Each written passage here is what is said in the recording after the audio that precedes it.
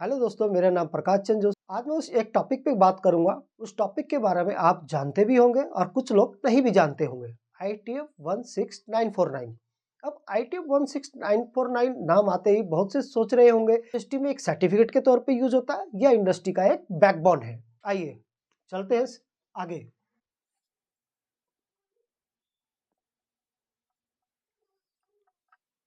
Mind में question आएगा कि व्हाट इज ITF 16949। ITF की फुल फॉर्म क्या है?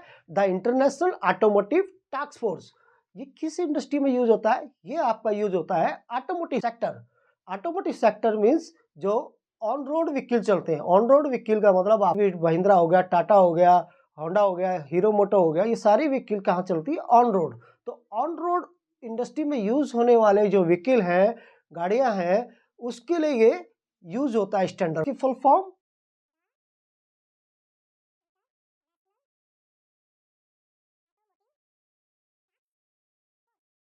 ITF 16949 कहाँ यूज होता है?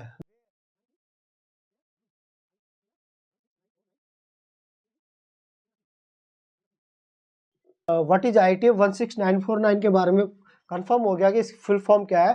अब आगे एक क्वेश्चन और आएगा, वेयर यूज ITF 16949।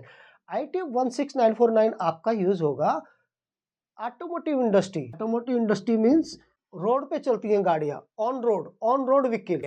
अब उन सेक्टर में, किस सेक्टर में? जो मैन्युफैक्चरिंग करती है। मैन्युफैक्चरिंग कौन करती है? आपका जैसे Tata, Mahindra, Maruti, general motor, Ford, different different industry है। इसको क्या कहते हैं? OEM industry. टायर फर्स्ट कौन सी इंडस्ट्री? जो OEM को सप्लाई करती है। या जो गाड़ियां बनाती है, मारुति जो गाड़ियां बनाती है, जनरल मोटर, महिंद्रा और Honda, hero motor, different different जो कंपनियां गाड़ियां बनाती है, व्हीकल्स बनाती है, वो टोटल सारे पार्ट्स मैन्युफैक्चरिंग नहीं करती। तो उनके सप्लायर यानी टायर सप्लायर उनको प्रोडक्ट देते हैं। टायर सप्लायर के अंदर कौन सी कंपनियां आती है? जैसे आपका मिंडा हो गया, हाइलक्स हो गया, संदार हो गया, विविडिन हो गया, और डिफरेंट डिफरेंट इंडस्ट्री है। कोई आपका हॉर्न्स बनाएगी, कोई रिले बनाएगी, कोई वायर हार्नेस, कोई लाइटिंग बनाएगी। वो किनको सप्लाई करेगी? इन इंडस्ट्री को। टायर टू सप्लायर किसको सप्लाई करेगी? टायर वन को। और टायर वन करेंगे OEM को। तो ये सारी के सारे जो चैन है, इस चैन का को क्या कहेंगे? Automotive industry. ऑटोमोटिव इंडस्ट्री सिर्फ OEM ही नहीं है कि डायरेक्ट जो व्हीकल्स बनाती है वही नहीं है कि OEM ही सिर्फ यही है, यहीं पे अप्लीकेबल होगा। नहीं, ये आपका टायर वन इंडस्ट्री में भी यूज होगा और टायर टू पे। चैन, एक चैन है। ये चैन का मतलब है कि ऑटोमोटिव सेक्टर की एक चैन है जहां पे ये ITF हमारा यूज होगा। स्टैंडर्ड, ITF स्टैंडर्ड इसलिए यूज होगा, प्रोडक्टिविटी इंप्रूवमेंट हो, स्टैंडर्डाइजेशन हो, कोई आपका लॉसेस ना हो, और जो कम्युनिकेशन हम एक दूसरे से करें वो इजी हो, और जो ऑटोमोटिव स्टैंडर्ड की जो रिक्वायरमेंट है वो मीट हो। ऑटोमोटिव इंडस्ट्री में कुछ एक्स्ट्रा रिक्वायरमेंट होती है क्लॉजेस की, वो दी होती है, मेंशन की होती है। किसमें? ITF 16949 में। अंदर जो रिक्वायरमेंट होती है उसके अकॉर्डिंग सभी कंपनियां फॉलो करती है, चाहे OEM हो, टायर वन हो, टायर टू हो। तो इसमें बेनिफिट क्या हुआ? बेनिफिट है, जब यूज होगी तो क्या बेनिफिट होगा? जैसे मैंने आपको बताया, number one, productivity improve, process smooth, standardisation, no communication gap. आपस में कम्युनिकेट करेंगे तो एक स्टैंडर्ड रहेगा, एक फॉर्मेट रहेगा तो इजी रहेगा। आप अपने टायर टू सप्लायर है, कोई डॉक्यूमेंट्स की रिक्वायरमेंट होगी टायर वन को, तो वो सेम डॉक्यूमेंट्स होंगे, क्लॉजेस के अकॉर्डिंग चलेंगे। चाहे प्रोडक्शन हो, क्वालिटी हो, HR हो, सिस्टम हो, मेंटेनेंस हो, चाहे हम KPI पे बात करें, चाहे KRA पे बात करें, वो सब के सब एक ही सिस्टम के अकॉर्डिंग चलेंगे। किसके अकॉर्डिंग? ITF 16949। और किस में यूज होगा? ये ऑटोमोटिव सेक्टर। और इसको कौन सा कहेंगे? QMS, quality management system. किसका क्वालिटी मैनेजमेंट सिस्टम? ITF 16949। अब दूसरा क्वेश्चन आएगा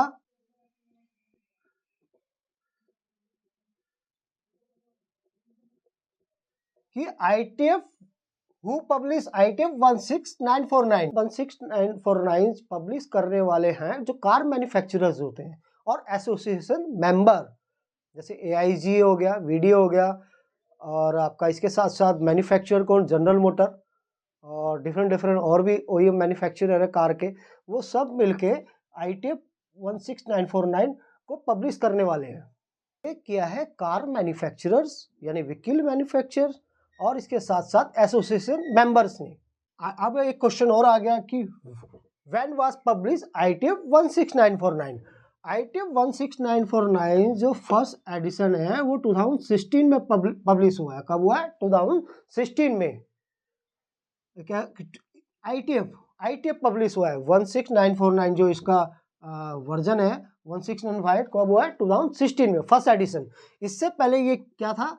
ISO TS 16949। अब आपके सामने ये क्वेश्चन भी आएगा, क्यों ये इंपॉर्टेंट है? जैसे मैंने आपको पहले ही बताया कि इसका भी दूसरा भी क्वेश्चन हो सकता है, आपसे इंटरव्यूअर पूछेगा what is the benefit of ITF 16949 2016। ये क्यों इंपॉर्टेंट है, इसका बेनिफिट क्या है? अब आप इनकमिंग में काम करते हो, PDI में काम करते हो, कस्टमर क्वालिटी में काम करते हो, प्रोसेस में करते हो, कोई आपका प्रोडक्शन में, HR में, मार्केटिंग में, डिजाइन डेवलपमेंट में भी, NPD में, तो वहाँ डिफरेंट आपके WI SOP फॉर्मेट डॉक्यूमेंट होते हैं, उसको बनाते हो आप, या आपके HOD बनाते हैं, फिर उस पर आप काम करते हो, इम्प्लीमेंट करते हो, फिर टाइम टू टाइम उस पर इम्प्रूवमेंट करते जाते हो। जब इम्प्रूवमेंट ये सब चीज़ करोगे, कंट्रोल करोगे, तो उससे क्या होगा? हमें बेनिफिट होगा, कॉस्ट सेविंग होगी, रिजेक्शन रिड्यूस होगा, रिवर्क रिड्यूस होगा, स्टैंडर्डाइजेशन होगा, कम्युनिकेशन गैप एम्प्लॉय के बीच में एक दूसरे का कम होगा, है ना? कितना बेनिफिट! ये मैंने कोई रट्टे थोड़ी मारा, ये आपका एक्सपीरियंस बेस पे प्रैक्टिकल। तो आपको भी पढ़ना तो होगा, पढ़ना इंपॉर्टेंट है, ट्रेनिंग लेना भी इंपॉर्टेंट है, लेकिन जब सामने वाले को एक्सप्लेन करोगे तो आपके अंदर कॉन्फिडेंस जब भी आएगा जब आप प्रैक्टिकली करोगे। इसलिए प्रैक्टिकल कब करोगे? जब आप ट्रेनिंग प्रॉपर तरीके से और स्किल्स पर्सन से लोगे। अब आपके आ गया 10 क्लॉजेस। 10 क्लॉजेस के बारे में बात करेंगे। पहला है scope, context of the organisation. 10वां है इम्प्रूवमेंट। कितने क्लॉज हो गए इसमें? 10 क्लॉज हो गए। फर्स्ट आपका स्कोप हो गया, दूसरा नॉर्मेटिव रेफरेंस हो गया, थर्ड आपका टर्म्स एंड डेफिनेशन, ये contents of the organisation, leadership, planning, support, operation, performance evolution and improvement. ये जो हमारे ये 3 क्लॉज है नॉन ऑडिटेबल है, यानी इनकी ऑडिट नहीं होती। ये आपका ऑडिटेबल क्लॉजेस है। ऑडिटेबल क्लॉज के अंदर context of the organisation, leadership, planning करी, प्लानिंग के बाद इसको प्रोसेस किया, परफॉर्म एवल्यूएट किया और साथ साथ इम्प्रूवमेंट भी किया। फॉर इंजीनियरिंग आपके माइंड में क्या है? Is it important for engineer? Yes definitely, ये इंपॉर्टेंट है। ITF 16949 2016 ऑटोमोटिव सेक्टर के लिए, तो इंजीनियर के लिए सबसे इंपॉर्टेंट है। आज अगर सपोज करो आप इलेक्ट्रॉनिक इंडस्ट्री में, इलेक्ट्रिकल इंडस्ट्री में है, कोई इंजीनियरिंग में, कोई R&D में, कोई परचेज में, कोई क्वालिटी में, कोई HR में, तो आगे वो ऑटोमोटिव इंडस्ट्री सेक्टर में भी जाएगा। अभी तक मैंने आपको बताया कि what is the ITF 16949, where is the use of ITF 16949, who publish the ITF, और इसके बेनिफिट क्या है और इम्पोर्टेंस क्यों है इंडस्ट्री में। आपको जो मैंने 10 क्लोज बताया, इसको और डेप्थ आपको समझना है तो इसके लिए आपको इम्प्लीमेंट करना होगा। थैंक्स फॉर एवरीवन, आपने इस चैनल को देखा और आप हमारे साथ जुड़े रहिए, हमको फॉलो कीजिए और आगे इसी चैनल पे और वीडियो लाता रहूँगा।